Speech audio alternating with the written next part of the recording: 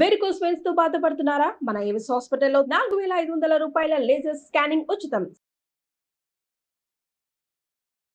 శ్రీమాత్రే నమః గురుగారు. శ్రీమాత్రే నమః. గురుగారు, కొన్ని సార్లు ఇప్పుడు రీసెంట్ గా నవరాత్రులు అయిపోయాయి కాబట్టి మనం అమ్మవారి ఆలయానికి వెళ్ళినప్పుడల్లా నిమ్మకాయలు అవి తెచ్చుకుంటూ ఉంటాం గురుగారు. అయితే అవి ఏం చేయాలో ఒక్కొక్కసారి అర్థం కాదు. ఒక్కొక్కసారి పులిహోర చేసుకుంటాం, ఒక్కొక్కసారి ఏం తల కింద పెడదామా, లేకపోతే దిష్టి తీయొచ్చా, దిష్టి తీసి పడేయొచ్చా, అట్లా అనుకుంటూ ఉంటాము. ఈవెన్ నైవేద్యం కూడా కొంతమంది ఇంట్లో అబ్జర్వ్ చేస్తూ ఉంటాను, ఎంతైతే ప్రీతిగా పెడతారో ఆయన నైవేద్యాన్ని తిరిగి తీసి అక్కడ నుంచి మళ్ళీ పెట్టడం చేస్తూ ఉండరు అస్సలు. అది మళ్ళీ నెక్స్ట్ డే స్వాహ అనిపించడం, ఎక్కడైనా లైక్ డస్ట్బిన్ లో వేసేయడమే నేను ఎక్కువ శాతం చూస్తూ ఉంటాను. అండ్ అప్పుడు నాకు ఒక డౌట్, నైవేద్యం తీసేటప్పుడు నేను ఎప్పుడు ఒక డౌట్ వస్తుంది, సరే ఇప్పుడు తీసేస్తున్నాను మరి ఎట్లా అట్లా ఎంటీగా ఉంచొచ్చా, ఆయనకు మళ్ళీ ఎప్పుడైనా ఆకలేస్తే ఏంటి పరిస్థితి, కొంచెం అయినా అక్కడ పెట్టాలా అనిపిస్తుంది గురుగారు. అంటే మొత్తం తీసేయొచ్చా, కొంచెమే పెడితే బాగుంటది కదా, కొంచెమైనా అక్కడ అటు పెడితే బాగుంటది కదా, మనం వాటర్ అట్లాగే పెడతాం కదా, ఆయనకు దాహం వేస్తే తాగుతారేమో అని. అంటే యాక్చువల్గా ఏంటంటే మనం ఏదైతే నైవేద్యాన్ని అక్కడ పెడతాము, దృష్టి చేత ఆ పరమాత్మ తీసుకుంటాడు. అదేమో కొంచెం కొంచెం తింటూ కొంచెం పక్కన పెట్టుకొని మళ్ళీ క్యారేజీ కట్టుకొని వెళ్ళడం ఇలాంటివి ఏం చేయలేదు. అయితే ఒకటి, నిజంగా గనక తింటుంది భగవంతుడు వచ్చి తింటారు అనే నమ్మకం ఉంటే నిజంగా వచ్చి తింటారు కూడా, డైరెక్ట్గా వచ్చి. అలాంటి సందర్భాలు మనకి చాలా ఉన్నాయి కూడా, మనకి పురాణాల్లో చాలా సందర్భాల్లో అలాగా. ఒక పిల్లవాడు రోజు వాళ్ళ నాన్నగారు పెట్టేవారు. ఒకరోజు ఆయన ఊరు వెళ్తారని నువ్వు పెట్టడం నైవేద్యం అన్నాడు. ఆయన మైండ్లో, ఆ పిల్లవాడి మైండ్లో ఏంటంటే అమ్మవారు తింటుంది అంతే అని తీసుకెళ్ళి చెప్పారు. కొంతసేపు తినలే. ఫస్ట్ అమ్మ నువ్వేంటమ్మా నేను ఇస్తే రావా అని చెప్పి బోర్ని ఏడుస్తే, ఏడుస్తున్నటువంటి తట్టుకోలేక ఆవిడ తినేసి వెళ్ళింది.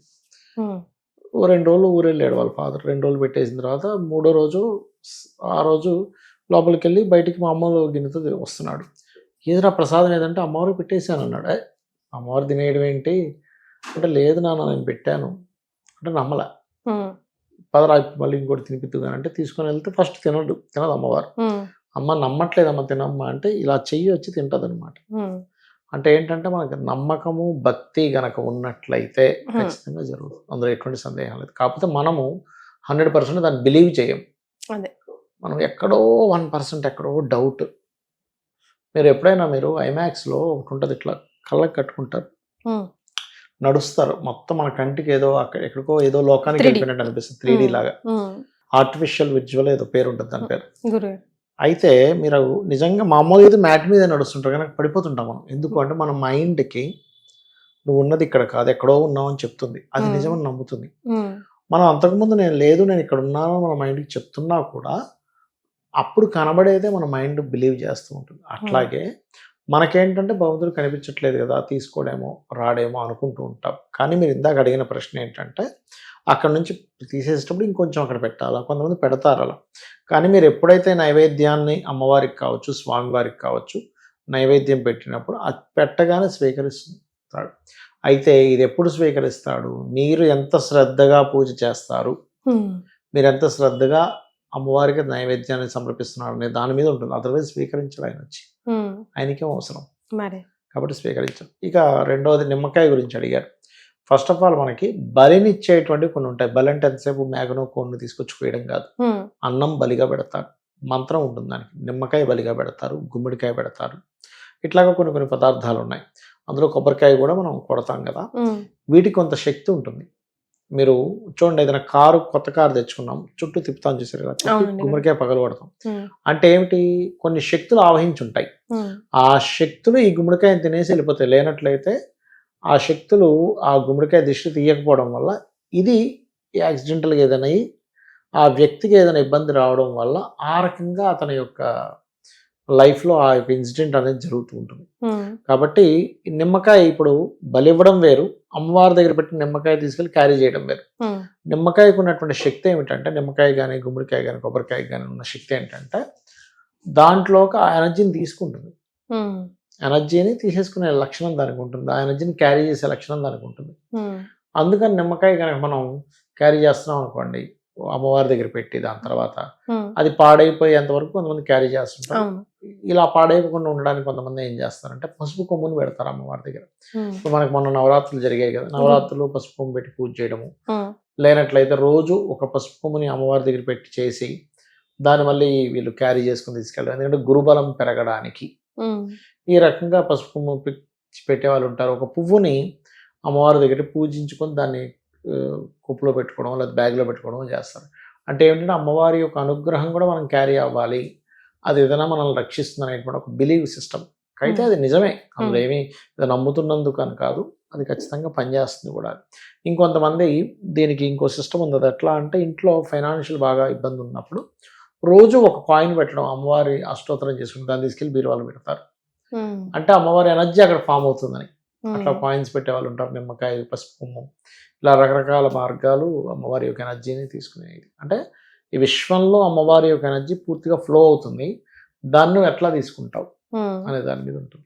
గురుగారు, అర్చకుల్ని అడిగి మనం తీసుకుంటాం నిమ్మకాయ కానీ కొబ్బరికాయ కానీ. ముఖ్యంగా నిమ్మకాయల విషయంలో మనం అది తినడానికి యూజ్ చేయొచ్చా, లేకపోతే దిష్టి తీయడానికి ముఖ్యంగా యూజ్ చేయొచ్చా? కొంతమంది తలగడ కింద పెట్టుకొని పడుకొని నెక్స్ట్ డే దిష్టి తీసి పాడేస్తుంటారు. కొంతమంది మీరు చెప్పినట్టుగా వెంట పెట్టుకుంటారు.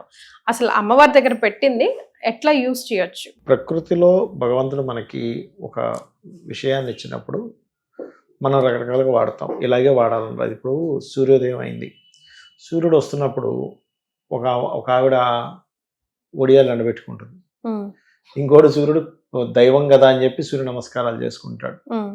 ఇంకొంతమంది కూర్చొని సూర్య కిరణాలు వస్తే మంచిది, విటమిన్స్ వస్తాయి, విటమిన్ డి వస్తుంది కదా అని కూర్చునే వ్యక్తి ఉంటాడు. అంటే అందులో హెల్త్ బెనిఫిట్ చూసే వ్యక్తి ఒక వ్యక్తి ఉంటే, దైవాన్ని చూసే వ్యక్తి ఇంకో వ్యక్తి ఉంటే, ఉడియాలు ఎండబెట్టుకునే వాళ్ళు కొంతమంది ఉంటే, బట్టలు ఆరబెట్టుకునే వాళ్ళు ఇంకొంతమంది ఉంటారు. అర్థమైంది? హౌ యు గ్రాస్ప్ అన్నది యు డిసైడ్ అంటారు. అంతే. భగవంతుడు ఒక శక్తిని క్రియేట్ చేశాడు, దాన్ని నువ్వు ఎట్లా తీసుకుంటున్నావు. అందులో దైవాన్ని చూస్తే నీకు దైవం కనిపిస్తుంది. అట్లాగే ఇందులో కూడా, ఈ నిమ్మకాయలో కూడా నువ్వు హెల్త్ బెనిఫిట్, విటమిన్ సి ఉంది ఇందులో, టాక్సిన్స్ బయటికి వెళ్ళిపోతాయి. నువ్వు కట్ చేసుకుని తాగితేనేమో టాక్సిన్స్ బయటికి వెళ్ళిపోయి ఎనర్జీని ఇస్తున్నాడు భగవంతుడు. అలా కాకుండా లేదు నేను ఈ దైవం దగ్గర పెట్టి నేను దీన్ని క్యారీ చేస్తాను, ఇందులో ఒక శక్తి వచ్చింది అనే భావంతో నువ్వు చేస్తే ఆ రూపంలో ఇస్తున్నాడు. అలా కాదు, కొంతమంది దానాలు ఇచ్చేటప్పుడు ఏం చేస్తారంటే, ఈ మామూలుగా దానాలు మనం రకరకాల ధాన్యాలు చెప్తాం కదా, వాళ్ళు కూడా ఏం చేస్తారు, కొన్ని నార్త్ సైడ్ మనకి ఒరిస్సా సైడ్ ఎక్కువ ఫాలో అవుతారు దీన్ని, కలకటా సైడ్. ఈ రేపొద్దున నువ్వులు దానం ఇవ్వాలనుకోండి, దానికి తల కింద పెట్టి పడుకుంటారు, పడుకుని దాన్ని తీసుకెళ్ళిస్తారు. అట్లాగే నిమ్మకాయ విషయంలో కూడా ఏం చేస్తారంటే, కొంతమంది ఈ తల కింద పెట్టి పడుకొని రేపు పొద్దున అంటే నెక్స్ట్ డే దాన్ని కట్ చేసి కుంకుమ అద్ది 4 రోజులు బయటపడేస్తారు. అంటే మీకు ఉండేటువంటి నెగటివ్ ఎనర్జీ పోవడానికి. అది కొన్ని ప్రాంతాల్లో చేసే ప్రక్రియలు.